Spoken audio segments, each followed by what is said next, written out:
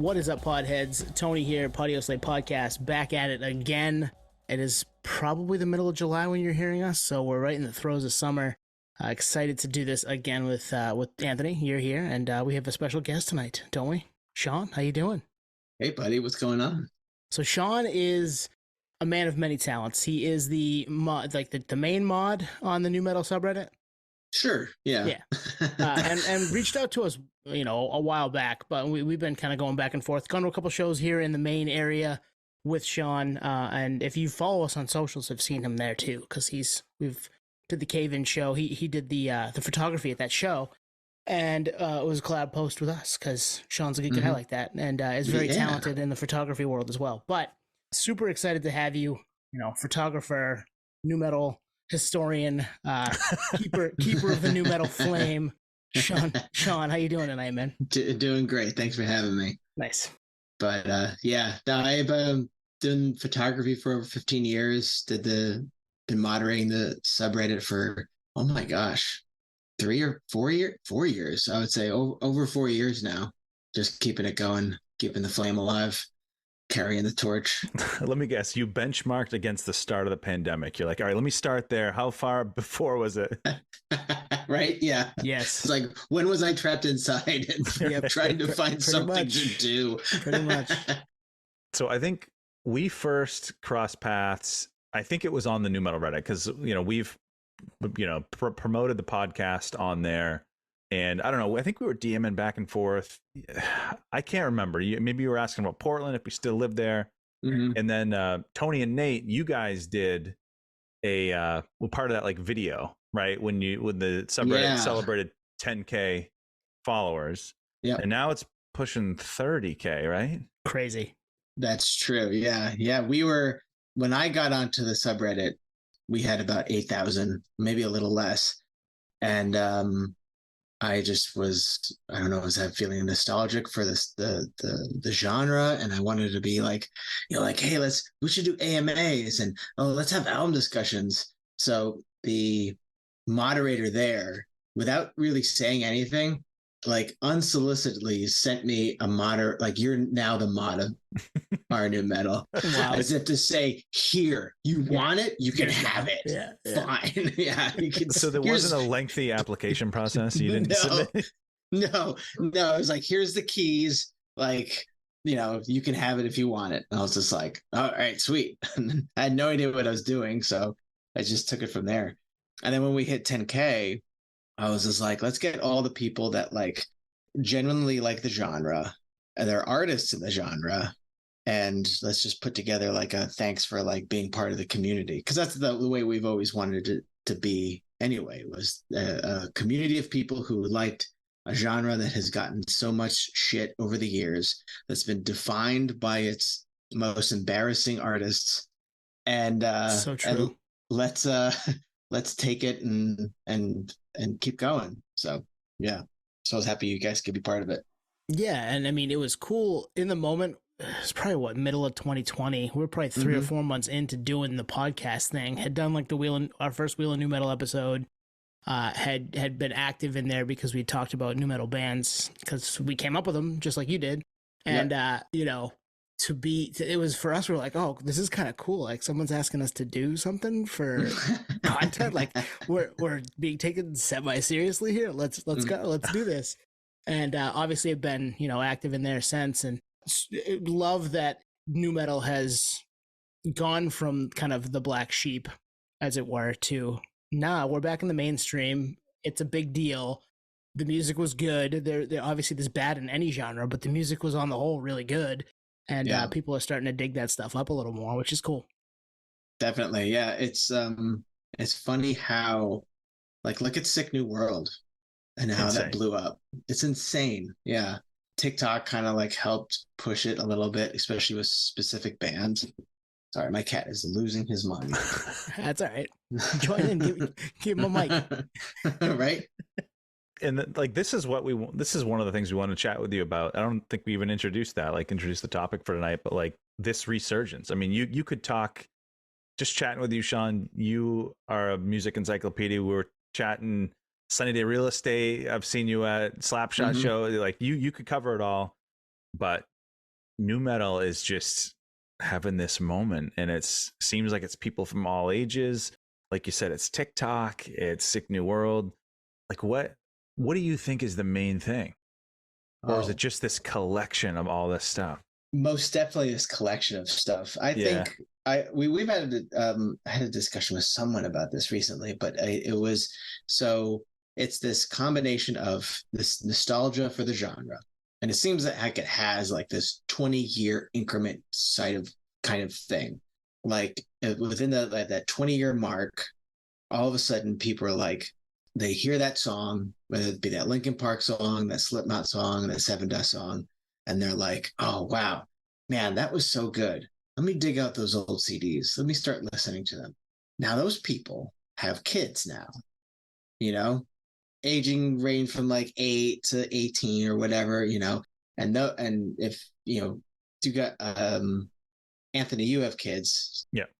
And there's a certain part where like they're a sponge. They'll take anything, Absolutely. And I think a lot of these kids are listening to these Drowning Pool and Non-Point and Slipknot CDs, System of a Down, big one, where they're like, what is this? Like, and then they dig up this old archive of albums, especially some of the underground stuff that no one's ever heard of. Absolutely. Yeah. Have just a few thousand like listens on Spotify. And they're like, it's something that no one's talking about. They're sick and tired of radio. They're sick and tired of TikTok and YouTube and whatever's popular. Here's this one thing that allows them to be contrary against whatever the pop narrative is right now, but it's still fun to listen to, and it connects people, especially with even their parents or their friends, on something that is equal parts like relatable and ridiculous, and allows them to kind of have fun, which was the spirit of the genre itself when it was happening. It was this like, how are these guys, like, look at Korn and Limp Bizkit. They were like number one in TRL. How are these guys the most popular makes any bands sense in the world? And there's something about that it was because we had characters. No other genre of heavy music had the level. Now every genre of metal has their characters, but nu metal had real borderline cartoonish characters. It's so true that you could be like, oh, I like Dez, and oh man, and Corey, oh, and and Chester, they're like, so crazy, like they're edgy. They're edgy, and they just got weird voices and stuff, and like, so from the more popular bands all the way to the lesser known bands, there was at least one character that you're like, I instantly recognize that person. And there's that along with the amount of fun that the genre has with itself, taking itself not as seriously, I think that resonates with a lot of people, a lot of kids, and here we have this boom. It's happening. It's back again, yeah. And you're right. The 20-year cycle does happen with a lot of things. It's not just music or nu metal in this instance, but it definitely is a thing that we see more and more of. And it's awesome when you find that new generation digs up those old records like we did, in 1999, and I'm listening to Led Zeppelin. But they're listening to Korn, and they're listening to for the first Slipknot record. Yep. Or they're digging up Reveille and old Head PE records. Like, that's fucking awesome. Like, right? Please do that. Like, it makes sense that you're bucking against whatever Spotify is throwing at you, which is, we all use it, right? Because you can get to just about everything, but at the same time, you're not necessarily needing the soup du jour that Spotify is serving up every day. Exactly. I think there's this defiance against the algorithms saying that, like, you're not going to, they're listening to the Rage Against the Machine. You're not going to tell me what to listen to. You're not going to tell me what to do. I'm going to listen to Switched. Well, it's funny. We talk about these bands being so big on TRL, which they were, but a few years before that, it was underground. I remember getting into Korn, Life is Peachy, 1996, 97, whatever it was. I was at, I don't know, Sam Goody Tower Records. I put on the headphones. I'm like, I hear twists, and I'm like, what the fuck is this? And then it gets that big. But I think what gets lost with a lot of people now is getting into Korn in like 95, 96 was probably the equivalent of getting into like Knocked Loose 5 years ago. Like you were ahead of the curve, and then it exploded. Yeah, the scatting of Jonathan Davis is the arf of Knocked Loose. No, Exactly. I did not right think now. of that, but that That is perfect, and I'm cutting that for a promo. That's perfect. but you know what I mean? Like there was a time where it was the Fight Club. Like knowing Korn at 12 was Fight Club, and that was so underground and so. And unless you lived it, I don't think you really understand that, given how big it got. Yeah, the scale of it was, you can't even like compare it now of what it was. And then beforehand too, you had, if you look at like past tour posters for Korn and System and Incubus and all them, nobody knew what to do with them. No, You know, they were like, okay, well, we're gonna Family put you Values with, tour. we're gonna put you with Vision of Disorder, or like we're gonna put you with Typo Negative or something like that. And those bands were just kind of like, okay. Slayer too. I think Slayer brought out like some bands that like just didn't mesh together. I think what happened too is that the MTV culture and record execs recognized the essence of nu metal, not so much the sound. They were like, all these bands sound completely different, but there is a commonality between all of them, and this is attracting the same type of person. Let's put them all on tour together, and it will drive them crazy. We can put Fear Factory, Static X, Slipknot, and Kitty all on the same tour, and everyone will go nuts. No one's just like a diehard of one of those fans, of one of those bands. They will resonate with each and every one of those acts, and they understood that, which is also kind of how we like to run the subreddit, because every once in a while someone will post one of those bands, and then it's inevitable someone will go like, that's not nu metal. Just like, well, was it a sound, or were you trying to define it by the feeling that nu metal had that was being marketed at the time as this not specific genre of music, but a style and a vibe altogether? That's a good point. I mean, in the moment we're 15, 16, so we're being sold it. So I wasn't paying attention to it the same way that I'm, looking back on it now at, almost 40, but it's true. It wasn't necessarily always the sound. There were many bands that took from that style and vibe and made, kind of our nu metal adjacent, as you would say, but they fit. They even though they didn't sound exactly like Korn, they fit. Yeah. Yeah. Incubus, like even in the Science era, I mean, they might have been like a nu metal edge case.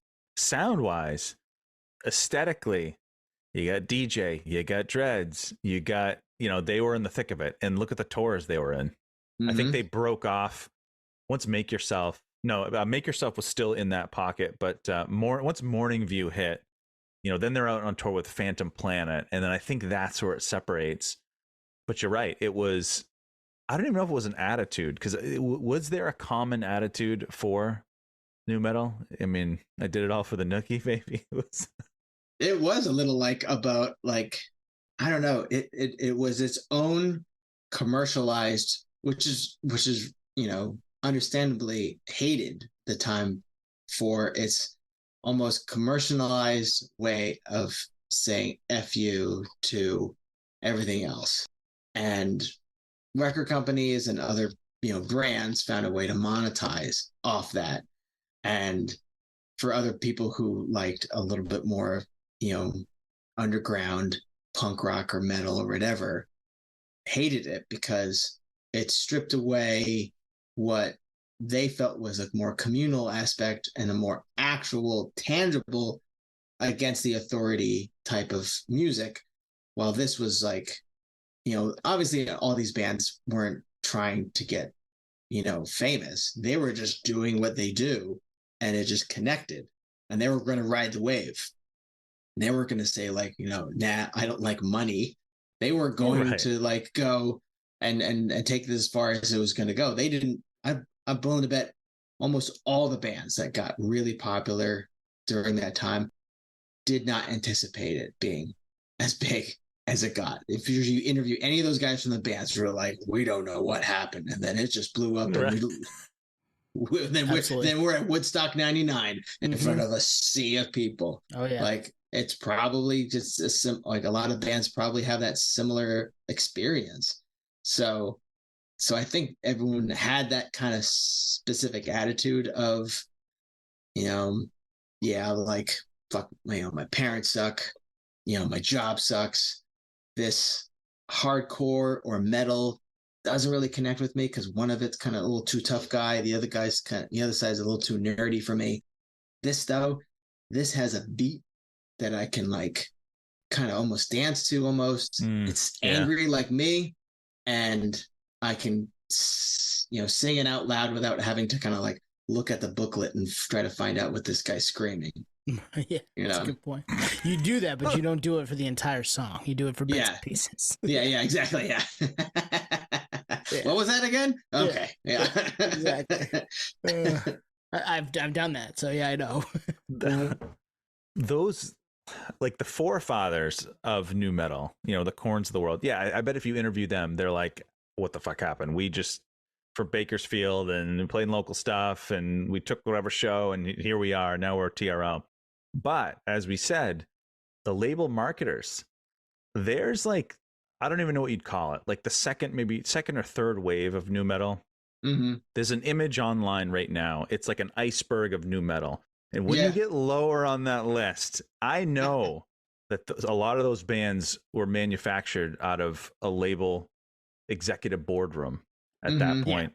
Yeah. And more I think about that, that's probably the downfall. Like there was a lot of junk by like 2002, 2003. It was like all these bands, they had DJs, they had, one big single with a hook, but the rest of it was, but they'd get on tours. You'd see them on tours. There's a band, I'm not going to say the name, but they were prominently featured on like a Sprite commercial, and they opened for Korn in the early 2000s. And it's like, that was concocted in a record label lab. Oh yeah. And I don't doubt that some of these bands maybe started in a way of going like, oh, we listen to Korn and Linkin Park and Limp Bizkit. Let's kind of do our thing. But it's going to be raw, full of emotion. But then they do one of those showcases that you do at like maybe the Troubadour in LA or something like that. And they were going to do shows for a bunch of record execs and play 3 songs and whatever. And then these guys saw dollar signs and they were like, what's your band's name? Lifer? Absolutely. And then like they go out and then they're just kind of like, like, oh, hey, we want to do this. And they're like, had a little bit of DJ scratches and just go like, what, when you open the song. And then that'll like really connect with everyone who's liking Linkin Park right now. And they're like, I don't know. Misspelled names. Misspell your name. Misspelled name. Maybe put a Z at the end if you want. Every C is a K. Every C is a K. Deal with it. Yeah. Turn your R's backwards. Yeah. And then, they would get on tour. And then, like you said, 2002, 2003, what happened in 2003? The Strokes, Yeahs, Interpol. And then all of a sudden, plugs pulled out, and then boom. I've talked with a few like of those bands that were like that really could have done really well. Simon Says and Reveille and all that. They hit as soon as that moment hit. It was just radio silence from anyone that they thought that they might get a payout for playing heavy music on the radio. It was gone now. It's crazy. Well, I think we chatted with Phil from Taproot. He was saying at one point in their career, there were people in the parking lot waiting for them after shows. And then over time, it just wasn't the case anymore, Yeah. But the thing is, for a lot of bands, that happened years earlier in the early 2000s. They kept it going for a while, but they're the exception, right? Yeah. Mm-hmm. Yeah. It's funny you talk about like the junk out there. We're entering at the subreddit every week. We try to do an album discussion and try to start it exactly when the album was released. So we're entering 2nd, 3rd, 4th albums for a lot of these bands, and it doesn't look good. Like, you're just kind of like, who's gonna like this? Every once in a while, there's like one guy who's like, "This is my favorite album ever," and you're like, Yeah. "Good for you." But I tried to listen to this, and I could only make it to the third song. So more power to you.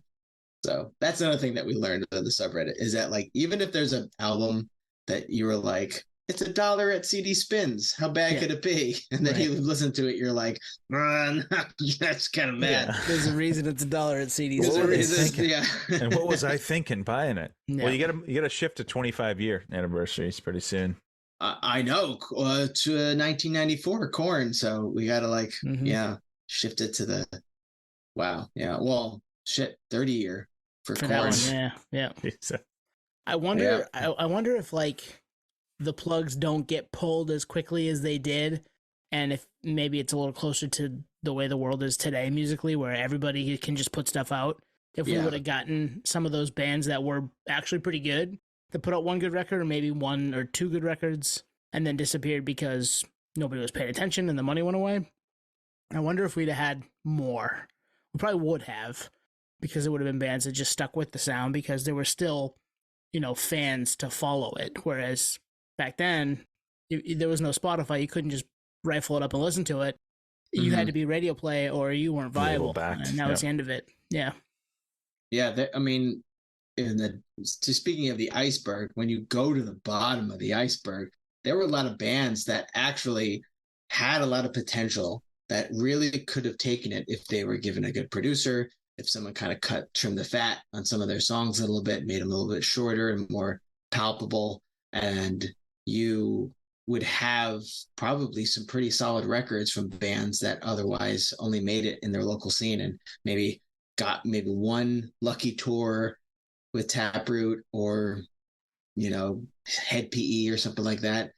And then it fizzled out because they're like, we need to pay bills and this is fucking expensive to tour. Yeah. So, and no one's knocking on our door right now because it's 2003 or 2004. Yeah, and the single's not getting picked up on the radio, and the CD's not getting picked up in the record store, and it's just easy for us to say, let's go get real jobs because there's no way to make or even do double duty. Where there are a lot of musicians today that have full-time jobs, but they make music in their spare time, and we get that stuff still. We would have gotten some of that still. That would have been cool, but we didn't because the way the industry was set.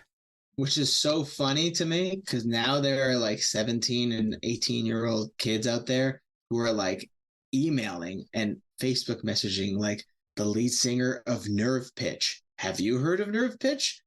No one's heard of Nerve Pitch, but some kid found it in like a YouTube link, found the CD, messaged the lead singer of the band, who's probably like, an IT tech or something like that for some 50s is just kind of like he gets he's looking at his Facebook messages. What is this? Who are you? And he clicks on it and he's like, someone is asking about his band that he hasn't even thought about for 22 years and going, hey, can you sign my CD? I just bought it for $20 on Discogs. I want to mail it to you. And he's like, what the hell? And then that same kid is begging him to put it on Spotify. He's like, all right, I got the demos on a tape somewhere. I'll look around the basement or something. And then next thing you know it, he's putting up stuff. And this one kid's just trying to gather fame. He gets like 5 or 10 other people involved. And next thing you know, Nerve Pitch is on Spotify. It's amazing. We need more of that. I love that because if anything, it's breathing some new life into some of those lesser known records that might have been great. There's this one band called Shun, and I remember them. I don't know if you guys remember the PRP the website. For those listeners who don't know, the PRP before the website it is now was just an amazing resource for what was essentially underground nu metal and underground hardcore and metal bands at the time. And the guy had exquisite taste. It's where I found out about Dredge. It's where I found out about Winter Sleep and all these other great bands that were heavy, but also took it to another level, made it more atmospheric and stuff. So there was this one band called Shun that took the best aspects of like Tool and Chevelle and Dredge, and put out 2 really solid EPs, and they would have been as big as Chevelle now if they had just gotten past that wall. And so many people that have listened to that are just like, man, you were right there. You could have made it. But yeah, highly recommend it. If anyone's listening, the Shun, Michael and Rain EP. It's brilliant. Nerd homework right there. Noted it, Shawn. And what was the other band that the kid dug up? Nerve Pitch. Nerve Pitch. And you can just type that into Spotify, the purple album cover. Very raw, rough demo, but it's there. But it made it, yeah. It made funny, it, yeah. You have stories like Nerve Pitch where someone stumbled upon something and unearths it from the depths of some guy's memory. Yeah. And now, maybe they're a thing, maybe they're not, but there's attention to it. You have nu metal as a Google search term. It's highest since the early 2000s. I remember Holiday Kirk, I think, posted about that. You got Sick New World popping off. You got the nu metal Reddit has tripled in size in 3 years. Like, it's not just anecdotal. Like, there's data, there's facts. It's back. And I think it is here to stay because, like you said, we were talking about earlier, there's a lot of youth. I see nu metal all over TikTok. We're on TikTok. I see it all over. And it's not all people that grew up with it. I'll tell you that. Right. No, there's this really funny TikTok of this is one woman who's just kind of doing housework. She's like picking up wood and stuff like that. And she dug up this old, like, coal chamber, like, not a single song from chamber music. And I know what you're talking about. And I've seen this. She's doing I think I follow her. Yeah. And she's just like jamming out to it. And I'm like, oh. Well, Sick New World posted that on their that's right. TikTok account. Yeah. And I couldn't believe it. Because we're entering territory where some of these bands are bigger. Like, is Cold Chamber bigger now than they were back then? Oh, I mean, maybe not even like hyper focus on them, but like there's bands that are bigger now than they were, for sure. Yeah. I mean, that's hard to tell because Cold Chamber, I mean, I say this as just kind of like, oh, they could sell out Irving Hall in New York City back in like when they were, in the 99s and 2000s. But then I think of like now, they could still sell out Irving Hall. They could still do those shows because that tour that they're doing with Mudvayne here coming up soon, like it's probably they're going to be arenas. Xfinity Center. Yeah. And they're going to probably sell them out because people are like, the people that grew up listening to that music are like, we gotta go. And then the kids that they raised listening to that stuff are like, you want to come with mom and dad to see this crazy circus? And they're like, yeah, let's do it. Well, I would say I was bigger into nu metal at the time, from like whatever it was, 96 to 02. I was bigger into it then. But I'm more into it now than I've ever been since then. Isn't that weird? It is weird. It's this nostalgia play.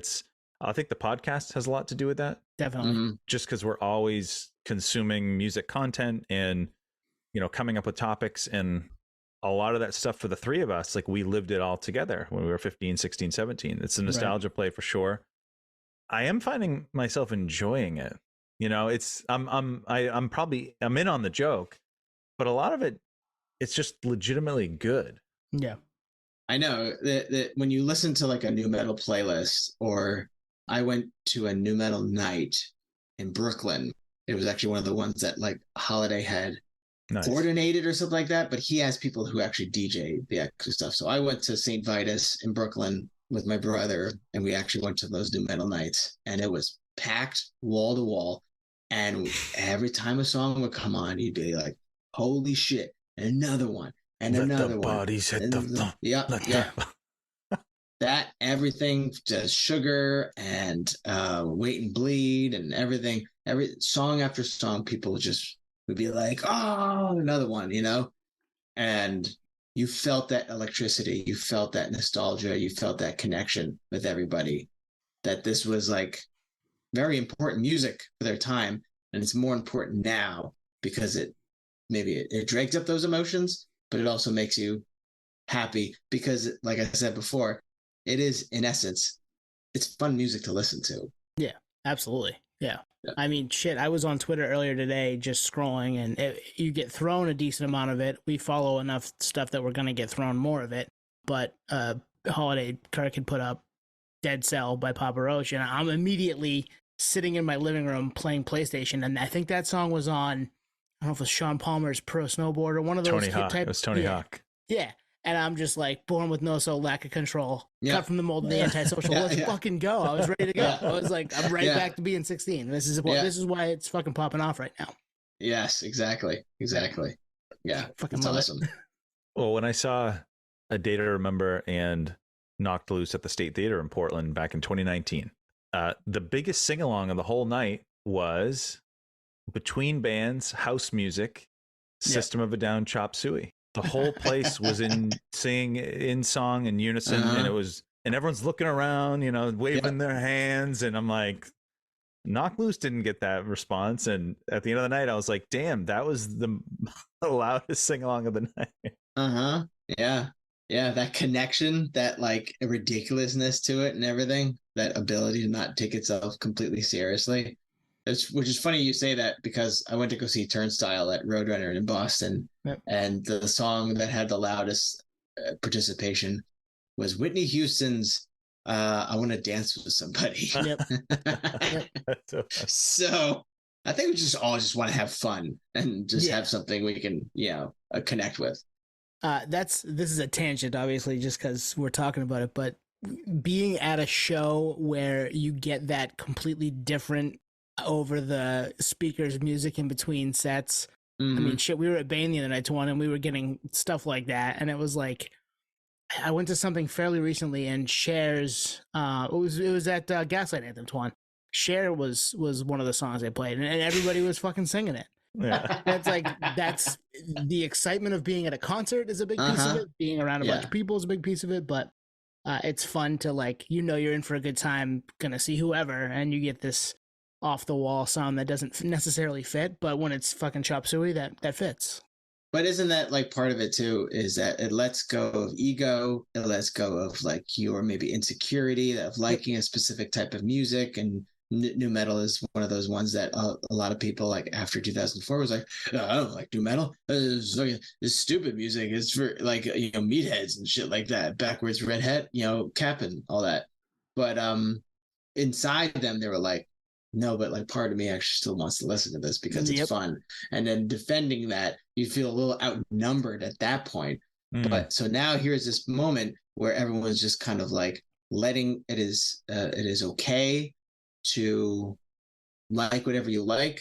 It is acceptable to just be unapologetically enjoy cheese or what would be called cringy music, whatever they want to call it. And say like, yeah, I like this.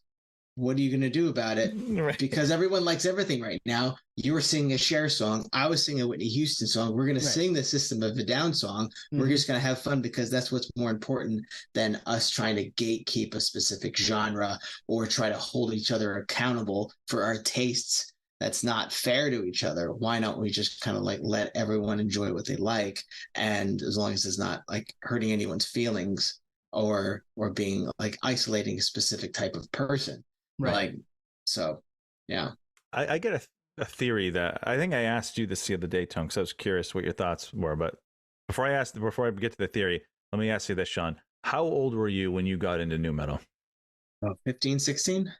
Okay. Yep. And that was probably us. My theory is that if I, like me personally, if I was like 30 when Life is Peachy came out, like might not have been into it. No. Yeah. I might have just been like, all right, this isn't Slayer, or you know what I mean? yeah. Or Pearl Jam or Green Day, yeah. There's this like, oh, this is an amalgamation of everything else. I mean, unless like you had, I mean, there's certain people who are like, I need to find out what, like that. There's almost like borderline FOMO mentality of like, all right, the kids are into that. I want to see what the big deal is. You listen to it enough, you're like, wait a minute, I get it now. Like the thing that I can't get into right now is like the degen and trap music and that kind of stuff. And that's an appendage of nu metal right now, whether we like it or not. Modern nu metal, at least. So I'll give it a shot, but it just wasn't something that connects with me. And I imagine that that's probably what people my age now felt when they were listening to nu metal, that they were just kind of like, this isn't the metal that I know of. This isn't heavy music that I'm familiar with. So I'm going to reject it. Well, shit, they rejected Metallica when Metallica changed a little bit in the mid '90s. So yeah, exactly. Yeah. Bob Dylan with electric and all that kind of stuff. Yeah, it's inevitable. People are going to reject it as soon as it starts to change a little bit. I wouldn't have wanted to grow. Well, I say this. I probably wouldn't have wanted to grow up in any other era, really, because it was fun. Like we've been saying, like if I was 15 and 16 and just into like Slayer and Anthrax, like yeah, Anthrax is fun, but like there's not a fun element there necessarily, you know? Sure, the shows are fun, but there was, like we said, there's characters, there's personality, there's themes I can get behind. There's, a lot of goofiness too. It's like it fits us as, in our youth. Yeah, exactly. I think it sometimes, like if you go to the very like furthest reaches of metal and hardcore, it must be exhausting to maintain the personality of where I'm just totally. Like, I need to be super serious. I need to make sure that I like these type of bands, that I know the words to these specific songs, that I wear a certain type of clothing, that I, subject myself to the uniform of what this is requiring me to do. Otherwise, the gatekeepers, they're going to figure it all out, and they're going to get me, and they're going to publicly shame me in front of everybody. And that is my ultimate nightmare. Nu metal always seems to be like, come on in. We don't give a fuck. Exactly. Yeah. Let's break stuff. Yeah. Yeah, exactly. Right. You don't have to wear any of what we're wearing. You don't have to have the hair that we have. But if you like the music, yeah, let's fucking go. Shawn, how many pairs of Jinkos did you own in the late 90s? I had one, but I didn't have any. No, it was a nesting doll. Like there were several Jinkos with inside it, so I just take one off and then. That's awesome. Well, James Harden was wearing them during the playoffs, the NBA playoffs. Did you see him? He had those. There was someone else too recently. There were a couple of people, but Justin Bieber. Yeah. Yep, Justin Bieber was. Yeah, nu metal is so fucking back. The Jinkos have entered the chat. There's this guy on TikTok who just does like inline skating videos in big ass Jinkos. And it's like, were these recorded in 2023 or is this old footage? Because it's probably both. Yeah. I had one pair. I remember wearing them and being like, this is ridiculous. Like they're not functional. You can't do anything. Like they're just dragging on the ground. Yeah, you step in one half puddle and your whole pant leg is wet. It's like, yeah, one was enough. They were expensive too. My cousin had the Jinko Fat Boys, which were like the probably the biggest ones. And then there was the kangaroo ones, but those were late 90s, like $40-$50. It's that thing you go with your mom and she buys them for you. Filene's basement. She's like, what the fuck are we doing here? You sure you want these? Yeah. Okay. Yeah. I remember that like in high school, for us at least, because that was the closest I think we ever came to a uniform where it came to nu metal, was like that. You had those, but it was always the kids who committed, like hardcore. You had the Slipknot like work shirt, the jumpsuit shirt, coveralls. Oh yeah, which buttoned up, those. And had the big S on the back, which was kind of badass. And then you had the big Jinko, and then you had the collar. This maybe was spiked. Your wristbands were spiked. Your hair was bleached, and maybe you had a few piercings, maybe the lip, the nose, the ear, or something like that. Eyebrow, definitely eyebrow. Maybe they were connected. Yeah. And that was like I'm in.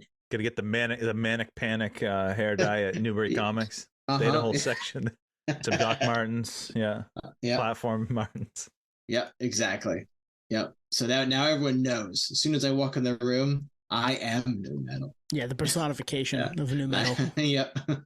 Well, I remember getting looks from a lot of those people in high school because in study hall, I would bring my big CD binder. I had a bunch of them, but I'd bring it, and you'd have to muscle it, from page to page because I'd put the booklet in there, and you'd get looks like being into Slipknot in 2000. It's like pre-Iowa. Like that was underground. I know it sounds crazy to say, but like you were on the cutting edge of aggressive music. I mean, certainly there's other stuff going on, but yeah, if you were into Slipknot in like the Napster era, you were an OG.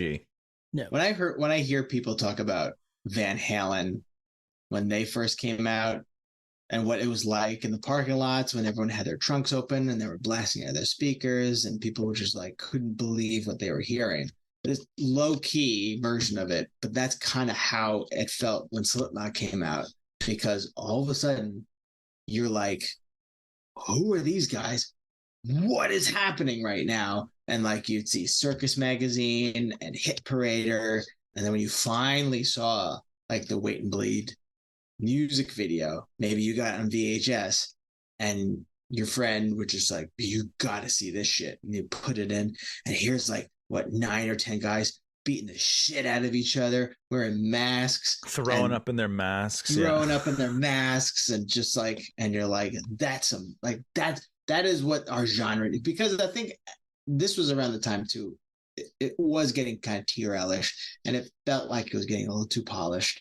And you had Fred Durst singing with Christina Aguilera on stage, and you had like a lot of these songs hitting the radio almost a little too much. We were like, we want something gross, dirty, and just to tell it. We want something that our parents can tell us that we can't listen to this anymore. And that's when they came out. I'm so fucking happy we lived that. Like Perfect we timing. lived it. Yeah. Yeah. Like this whole generation is living it through like Holiday Kirk's Twitter account, but like to be a certain age in that moment and be impressionable and be wowed by almost anything. Right. It just hit us. We connected. Yeah. Yeah, to go to a headpiece show at a pool hall and get a black eye in the Waiting to Die pit, because that's what you did then. Yeah. Exactly. And you're still sore today. Yeah. To this day. You should see the other guy. Fucking knocked the other guy right in his ass. Waiting to Die.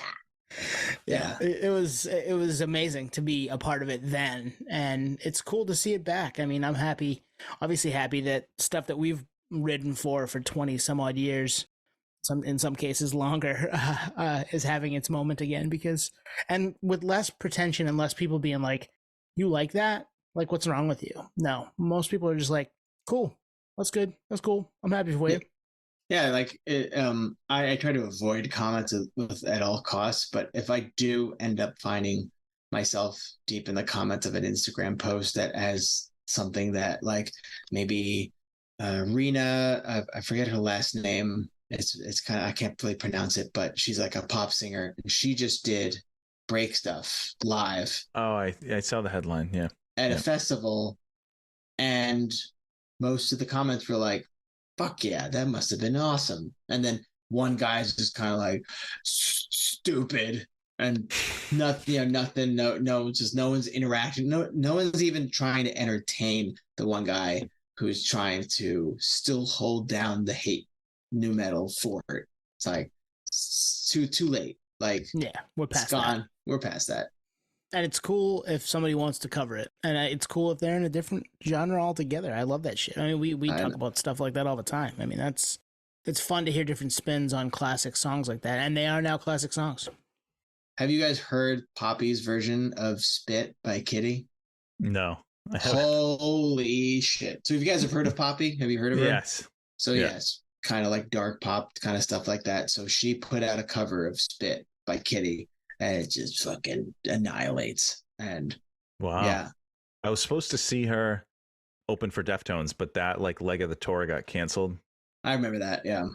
So I think, when it got postponed, she wasn't on it. But so Shawn, you're on obviously the internet. I'm not gonna say all day, but like every day you're on the nu metal Reddit. Like, what's the kind of at like the macro nu metal level, like what are the themes that you're seeing posted right now? I'm curious. Is it people are excited for tours? Is it we'd love to get, new albums from people, or is it reminiscent about old stuff? It's mostly reminiscent. I think what was kind of like a test this past year was that we had like a best of 2022, voting, and not a lot of people voted because most people were like, interesting. Yeah, I'm kind of here to remember these bands, and the one vote to the one that was more popular was about like what was the album that turned 20? What was the best album that turned 20? More people had an opinion on that than what was the best album that came out that year. I'm pretty sure it was Tala. I think that won that last year because that album's insane. But I think we're gonna switch up the script a little bit this year and be like, all right, it's now 2003. Who's the best vocalist? Ooh. I like that. That's and it helps like we said, living through it. Like I can just go through my CD booklet, Yeah, Yep. absolutely. Yep. A couple people pop into your head right off the bat, right? I mean, shit. That's a cool way to do it, and it's fun to remember. I mean, we find ourselves in there all the time. I remember fairly early in the pod, and probably right before we did the took part in the video, you had Jared from Head P in there, and we were going back and forth with him in one of the AMAs. And the AMAs are cool. Like, how do you put together an AMA? Like, do you target certain people, or do you target certain bands and then try to find the people? How does that all come together? I mean, it was a mix of just kind of like, who do we think is going to get like a lot of interaction? I think in the beginning we were pretty hungry to see like who can we get. Like our first AMA was Kitty, and like Morgan was extremely friendly, very open and quick to respond. So and super professional. So when it went down, she knew exactly how to do it too. I didn't have to explain shit. It was a dream, and which sucked because I was like, they're all going to be like this. Yeah, right. Never are. Right. This is easy. I can do this all day. And then like enter like a bunch of like unanswered emails and people who don't show up and stuff like that. So it's just kind of like, okay, well, that happened. So it actually just ended up making Morgan and Mercedes look so much better. But I think it's like what we do sometimes too is like when people request AMAs for bands, especially further underground bands, is like post a video of them on the subreddit. If it gets a lot of traction, then I'll reach out. That's the probably the closest when it comes to like a fan like requested AMA. There's a lot of bands that just don't answer us that we would love to have, like 40 Below Summer and Spineshank and those guys. I think Johnny from Spineshank's busy with Silent Civilian, trying to do stuff with that. Max. Oh, that's right. Max, I don't know, from 40 Below, he would be great. He's just an awesome vocalist. But I don't know if they're busy guys, if they just don't want to get involved in it. I can't argue against it. I don't know what their lives are like right now. But like more recently, Dez, from Cold Chamber and Devil Driver, that was a year in the making, back and forth with his press contact, just going like, well, let's wait until we have a thing to promote. I'm like, okay, we'll wait. Okay, new Devil Drivers album. What about now? How about later? We're gonna do a tour. Can we wait till the tour? Sure, I'll wait. And then you get further down, and then I'm like, how about now? How about now? I don't want to be a pain in the ass. Right. We love Dez, and it would be great. And he's very talkative and he's very articulate, and it would be a great experience for the people that love his music. So finally, like, stars aligned. We got him. It was fantastic. He was super open, gave great answers, really dedicated his time to everybody. And that's what we like to see. I mean, every once in a while you get someone who just gives like a short one-word answers, but it's very rare that we'll get someone who's just kind of like, meh, like, I have to do this because my record label's telling me I have to. No. But guys like, Dropout Kings have done like twice, and both times have been pretty good. There's certain bands where I'm like, there's this one guy who really pushes new metal core bands, which is a genre I'm still struggling to, get into, but I respect it, understand that it's a part of the genre. And he'll be like, how about this band? They're from Australia. And I'm like, I've never heard of them. Are we sure that people are going to like it? And he's like, trust me. So I'm like, okay. So I will do it. We'll schedule it. They do it. And they post their AMA and it explodes. People love it. And I'm like, wow, I had that's no fucking idea. awesome. Did not even know these guys existed, not even a few weeks ago. And it turns out that they have a huge fan base. Turns out I don't know a lot about Australian nu metalcore, admittedly. How dare you, Shawn? How dare you? But here we are. So, and but they got the respect they deserved out of the AMA, and I ended up learning about them and their music, and it was cool. It's interesting. Well, no, I mean, like we said, the sub is grown so much that you can just point to the numbers. There's data there. It's like, hey, you know what? This is a legitimate platform, which, you know, a lot of people will do it just to do it. Others will want something in return, like promotion. Man, I get where I'm going with this is like, you guys have maybe the best shot to get certain people as far as people asking for certain Agreed. people. Yeah. And that's cool. Yeah, I think we're like at that point where like, I don't know there's how lurkers, right? There's 30,000 followers, but then there's a lot of lurkers. The drummer of Boy Hits Car pops in every once in a while. Nice. The guy from Pressure 4-5 comes out and says hi every once in a while. I don't know if you've heard of the band 13. It's like X and 2 3s. They're not for everybody. But they did a killer covers album. But he pops in. Zeke is his name. He'll do some stuff. Zone Zero, if you've heard of Zone Zero, but they are modern nu metal, but really stick to the vibe, really stick to the actual sound of what that old early 2000s sound was. And they'll come in and lurk and say, like, you know, if someone goes like, hey, do you have anyone's recommendations? I like Spine Shank and Scrape and stuff like that. And then they'll pop in and be like, how about us? Here's a few videos. That's smart. And they'll be like, cool. I think I've seen them on the subreddit. Yep. Yeah. That's smart, though. I mean, if you're a band, especially now, and you're trying to make your hay today, like, that's a place that you need to promote. And I will give you the credit that you deserve here, because the nu metal subreddit is a place where you can do that. And there are a lot of places on Reddit you can't do that. So being an open, it's similar to the nu metal community just at large here. You can come on in and have fun. Like, we want you to do this. If you have something to add to the conversation, please do. Go for it. I think that you hit the nail on the head, which is like, if you have something to add to the conversation, if you're just going to drop your thing and then leave, and then I click on your username and I see a list of you promoting on metalcore and metal and let's listen to music and every subreddit that involves music, I'm going to be like, you're a piece of shit, downvote.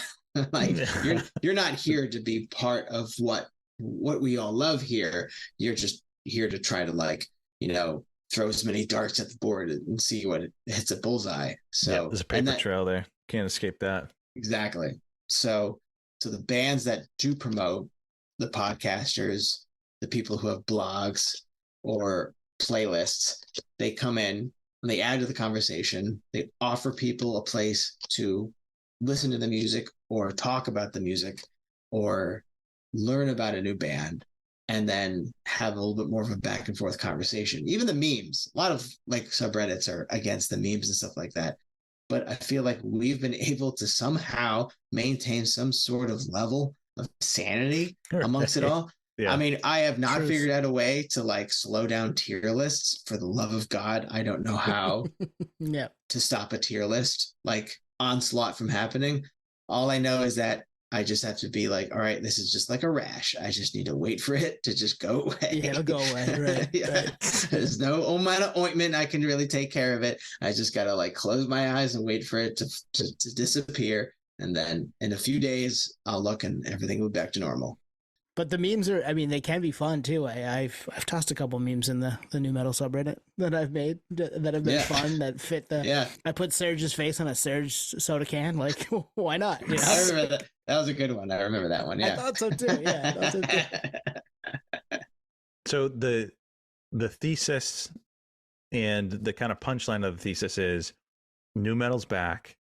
I don't think it's going anywhere. I just think there's too much behind it. I think it's too much momentum. I think you have, like you said, you can say this with movies and anything pop culture, where when you have a parent who is reliving that nostalgia and who they have kids, it's like the whole Teenage Mutant Ninja Turtles thing. Like it's now it's multi-generational. I think you're getting that with nu metal. Wouldn't be surprised if you took inventory of who walked through that door at Sick New World. It's multi-generational. Absolutely. So I think it's here to stay. I think nu metal subreddit is going to hit 50 by next year. Ooh, wow. I love it. I'm calling it. That's a prediction. So we can cut this a year from now when I'm right. Yeah, right. Yeah, I mean, look at all the heavy hitters, your Korn, your System, your Deftones. They're selling out shows. People are digging them still, and it's sad to say it, but like, I mean, if Chester was still around, Linkin Park would be headlining the next Sick New World. Totally. Yeah. So it's like, it's still here. It's not going anywhere anytime soon. No, and I think you're right, Twan. And we've heard on this podcast talking to people like Lejean from Seven Dust, who is out playing 20 years of Animosity, and he's like, so and so's kid was there, and they were I came up with you, and then here's my 12-year-old or my 15-year-old, and they're a big fan of you now too. So that stuff's cool, and really happy that it's happening because it just perpetuates the culture of the music culture, the world that we love and live in every day. Exactly. And it allows that connection to happen, and people see that like this is why we liked this type of music, and then it's okay to enjoy it. It's okay to have fun again. So Shawn, we haven't really talked much of your photography. Where can folks follow you on socials to check out your photography? Because you're super talented. Like I'll scroll through my feed and I know it's a Shawn photo before I look at the name. It's very distinct, unique perspective, and we follow a lot of photographers, a lot of great ones. There's other ones that it's hard to stand out, and I think you do. Is my point. Oh, thank you. I'm at photo_Robbins, 2 B's on Instagram. I have a website called photorobbins.com. But yeah, I've been doing it for 15 years, and I was terrible for a very long time, just trying to figure it all out. But somehow I figured out like a specific thing that I wanted to see, in live music photography. And especially now, I feel like when I moved back to Maine, I was like, I need to find the music that I love, and I want to put them on a pedestal. I want them to look good, and because I love what they do, but I want other people to see how much I love them and see how talented they are. And I want to try to bring out the feeling of that live show in that photo as best as I can, whether it be through using a flash or black and white or whatever kind of matches what I feel like that music, that the essence of that music displays, and that I hear. And just last night, I shot a band called Guts at the Cavern in Portland, Maine. And they had this like almost female fronted like Mastodon feel to them. They were just deep, dark. They had crazy lights and stuff like that. And they didn't have they didn't have a big audience. I mean, it was hard because it was late on Tuesday night. Tuesday, yeah. That's hard for a lot of people to kind of dedicate time to enjoying live music at that moment. But they committed, and I was just like, I wanted, if the people that weren't there to know what that music might have felt like. So yeah, I love doing little club and live shows like that. I think it's where I feel most at home, and it's where I like get to talk to guys like you and other photographers and people who book the shows and people who do security at the shows, and all that. You really get to see the organism of everything, and then you're just kind of like, all right, I am just a cell in this giant thing that's happening right now, and I'm just happy to be a part of it. Hell yeah. Yeah, and I mean, you're a big part of it. You get right in there, man. You're not afraid. I love that. that Slapshot show, I was just kind of like right up front. I'm like, I'm probably gonna get punched. I don't give a fuck. I need to get a shot. That was my first time. So I'd seen your photos. Yeah, it's funny. Like the interesting perspective of like seeing your photos online and then seeing you in person in action. And when you see the photos online, I mean, it feels like you're close, you know, to the band, but seeing you in person, I mean, you're right up in there. And, you know, it was a Slapshot, I think it was Slapshot Sheer Terror show. I mean, that's, you know, people aren't sitting on their hands at that show. No. You know, you got expensive equipment and you're right up in there. Not a stony vibe there. No one's vibing. Yeah. Might be one guy in the back who was just kind of like That was Anthony. Yeah. Yeah. He's this guy. Those guys are fucking crazy. Yeah. So you said connect with booking shows and stuff. We saw you posted about a Jonah Matranga show. Are you part of booking that? So yeah, I was a hand in that because so Jonah and I go way back. We did a comedy show back in Boston in 2004, I want to say. So oh my God, we've almost known each other for like 20 years. So and we did a lot of shows. We did a couple of shows in San Francisco together. I used to book like a comedy show out there in the Bay Area where he lived. He lived in San Francisco. So and then I realized that he had never been to Maine. And I've lived in Maine on and off for a while, and I've been always trying to get him to come up here. But the thing is with Maine, of course, it's hard to like get people outside and get people in seats, especially in the wintertime. So, and he knows, you know, recognizes that. So he's just like, as long as it's worth me coming out, I'll show up. So this one tour came up. He had a gap in between Boston and Vermont. Saw that. Like, yep. I'm like, dude, this is it. This is it. This is it. Like, you can stay at my house again. Like, just like come up. I'll get you a place. So I had just met this guy, Nick, who helps run shows at the Suntiki Lounge and Blue.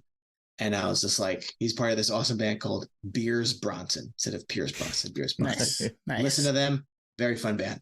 I connected with him. I was like, I knew he was a Far fan because we were talking about Failure and Hum and stuff like that. And I was like, if you know those bands, you know Far.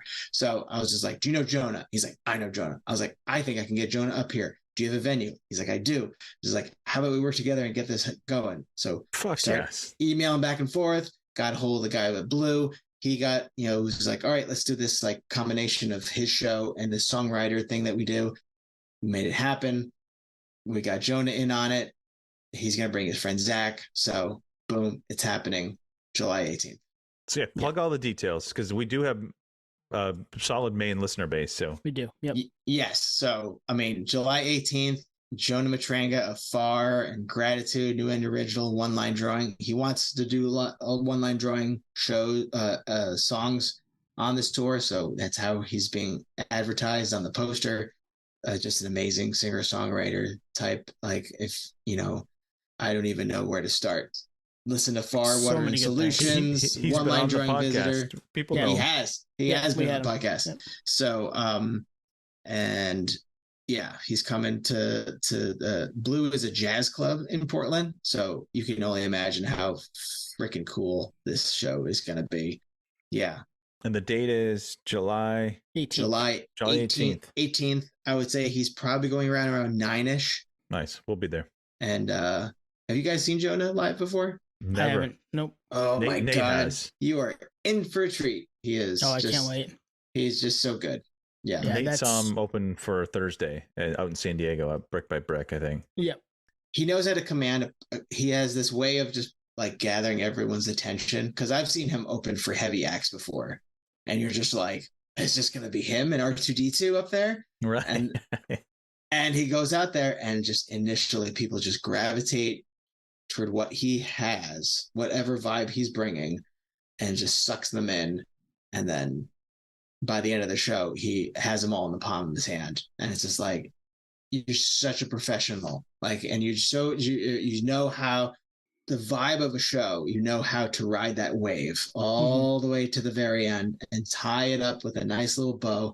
And then everyone can go like, wow, that was memorable. Nice. Yep. Yeah. So this is probably dropping on July 10th. So it's about a week away from today.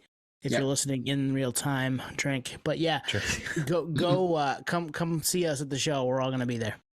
Well, hey, I think we're probably gonna wrap. I mean, I'm looking at the time. We've been cooking for a while. We have been, yeah. I mean, we could go all night, but we just probably have to do this again at some point. Yeah, we can have Shawn back. Absolutely. I'll definitely come back. And all that stuff that we were just talking about, it's in the show notes. Click on it. Go follow Shawn. Go check out the Nu Metal Reddit. All that stuff right now. Yes. Bring us to 50,000. I'm calling it, guys. Just like Anthony said, yes. If I have to sign up with a bunch of bullshit emails to make it happen, we'll farm that right out. Let's go, guys. The deadline's coming. Yeah, we're only at 48. Come on. Oh, if we're at 48 a year from now, that'd be awesome. I mean, let's be honest. But yeah, right. Yeah, we'll find 2K. We'll be in the couch cushion somewhere. Yeah. Shawn, thank you for coming on, man. Yeah, thanks guys for having me. Thanks, Shawn. And listeners, we will be back next week. We're not missing a beat. Yeah, peace, potheads. See ya. Thank you for listening to Podio Slave. We are at Podio Slave on Twitter, Instagram, TikTok, all of the places that you can find us on social media. Facebook, Podio Slave Podcast. YouTube, Podio Slave Podcast there. Email us at podioslavepodcast@gmail.com. And hey, if you want to become a supporter, click on the link at the bottom of the episode and give us $1, give us $5. It keeps the lights on, keeps us going. We really appreciate that stuff. Thank you.